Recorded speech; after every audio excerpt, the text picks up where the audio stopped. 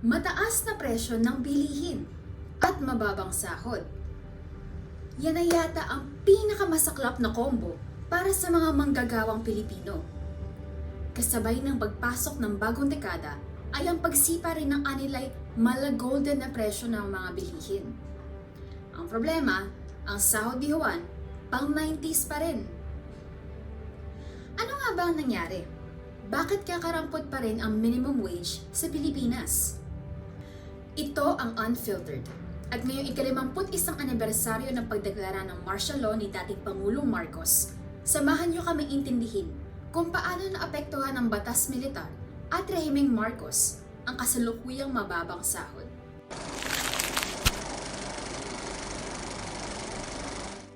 Ayon sa tala ng iba't ibang international financial agencies, kabilang na ang International Monetary Fund o IMF, isa ang Pilipinas noong 1950s sa may pinakamataas na GDP per capita sa buong Asia kasabay ng Japan at Singapore.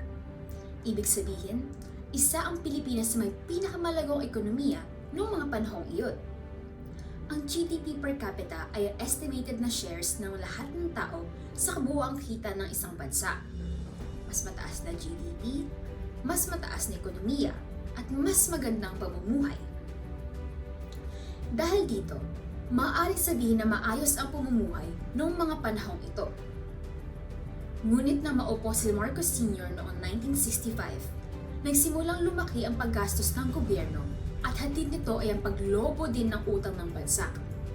Ang ending, lugmok na ekonomiya at laganap na kahirapan.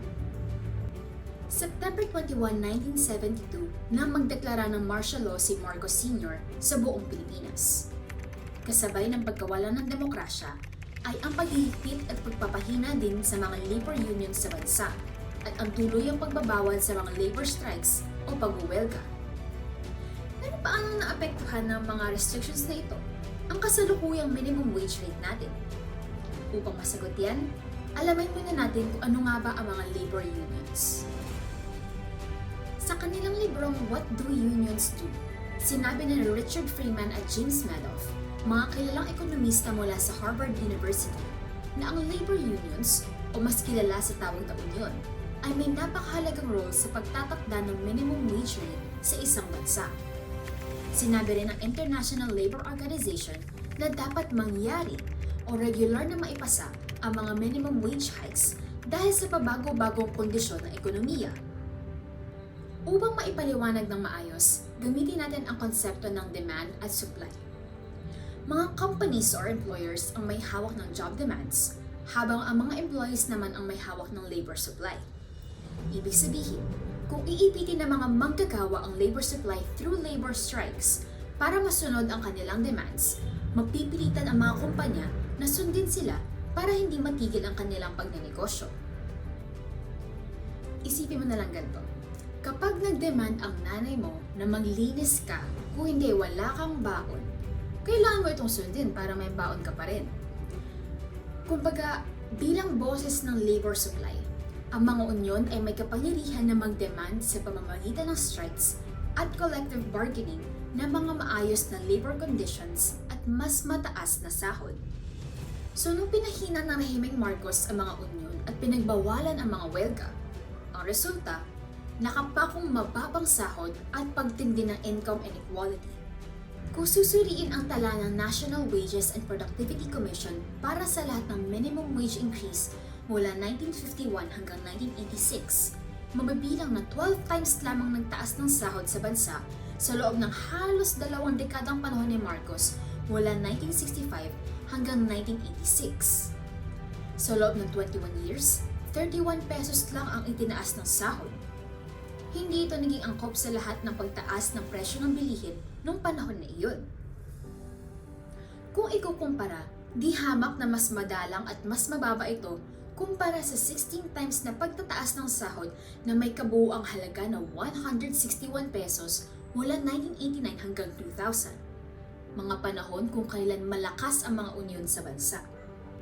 Bukod sa restrictions ng mga unyon, ayon sa isang study ni Alan Batchelder noong 1996 para sa Center of Economic Growth ng United States Agency for International Development o USAID, Ang isa pang dahilan na mabagal na pag-angat ng sahod ay dahil sa loob aniya ng 25 years mula 1960 hanggang 1985. Ang mga economic policies ni Marcos Sr. ay madalas pumoprotekta lamang sa mga selected monopolies at nagpapabagal sa pagdami ng mga competitive private companies. Ang resulta nito ay ang mas mabagal na paglago ng trabaho habang mas mabilis na dumadami ang mga naghahanap nito.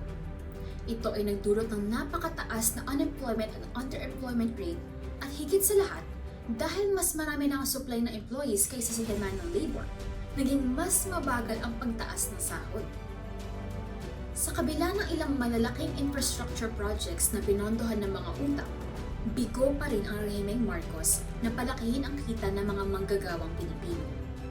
Sa pagpapatuloy ng korupsyon, pagproprotekta sa mga monopolyo, pag-alis sa workers' rights, at mabilis na pagtaas ng presyo ng mga bilihin. Ang ending, imbes na lumaki, lalong kinampos ang kita ng mga manggagawa noong 1980s. Mula sa data na inilabas ng Marshall Museum, makikitang imbes na lumaki ay mas bumaba pa ang real wages ng mga manggagawang Pilipino. Ito yung tunay na halaga ng minimum wage base sa taas ng presyo ng mga bilihin sa panahong iyon. Mula 1965 hanggang 1986, bumaba ng 14.3% ang sahod ng mga nagtatrabaho sa agricultural sector. Bumaba naman ng 72.6% o lagpas kalahati ng real wages ang low-paying jobs, habang 68.7% naman ang ibinaba ng real wages para sa mga skilled workers. Dahil sa economic crisis sa panahon ni Marcos, tuluyang nawala ang katayuan ng Pilipinas bilang isa sa mga economic leaders ng Asia.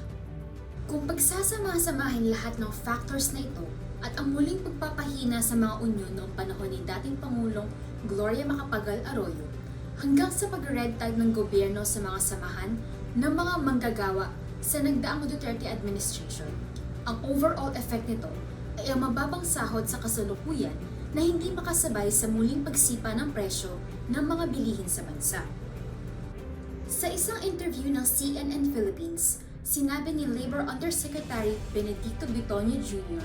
na ang mga employers and workers ay hinihikayat ng batas na magsagawa ng sarili nilang mga hakbang sa pagtaas ng sahod kabilang ang collective bargaining. Ngunit ayon sa mga grupo sa ilalim ng All Philippine Trade Unions, nakahadlangan ng mga anti-union activities ang sanay collective bargaining o ang negosasyon sa pagitan ng employers at ng workers sa pangunguna ng mga labor unions.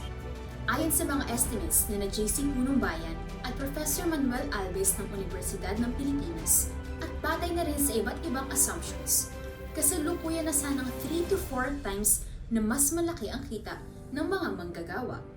Kahit na may negatibong epekto din ang mga polisiya at kakulangan ng aksyon ng mga sumunod na administrasyon, maaari pa rin nating masabi na kung hindi nagkaroon ng martial law, baka mas maraming beses na tumaas ang sahod noon at ngayon. Isipin niyo na lang na kung siguro walang martial law, baka nakakasabay tayo sa patuloy na pagtaas ng presyo ng bilihin ngayon. At kung wala sanang martial law, baka mas maayos na ang antas ng buhay ng bawat manggagawang Pilipino. Eh kaso, ang apulakay nyo, nagdeklara ng martial law. Ako si Kay Resio ng The Z Circle at ito ang Unfiltered.